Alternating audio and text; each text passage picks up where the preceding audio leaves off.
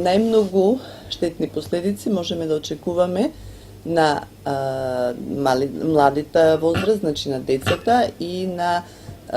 постарата популација која што има коморбидитети со различни хронични заболувања. Несаканото дејство на загадениот воздух може да даде два вида на пореметување на здравјето: акутни, кои што ги чувствуваме веднаш, и хронични, кои што се манифестираат после одреден временски период. Акутните пореметувања се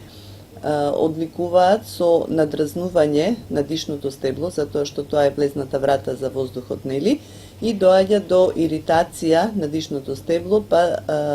првите симптоми кои што луѓето ги чувствуваат, тоа се различни нелагодности на дишните патишта, во смисол на печење, жарење, чувство на нелагодност на дишните патишта, кашлица иритативна, која што не се смирува со вообичаена терапија, солзење на очите, затнат нос, течење на носот и кај потешките ситуации може да настане акутно воспаление на дишните патишта, акутни бронхити, трахеобронхити, дури до воспаление на белите дробови. Овие работи настануваат како резултат на хемиска иритација на партикулите кои што се наоѓаат во воздухот.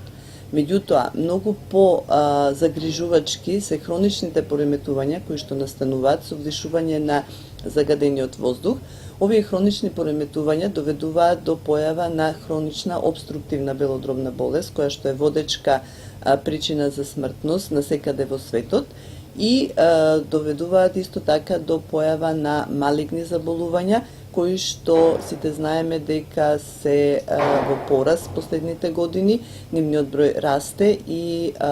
тие се сериозна причина за загриженост не само на пациентот, туку и на сите кои што се занимаваат со оваа проблематика.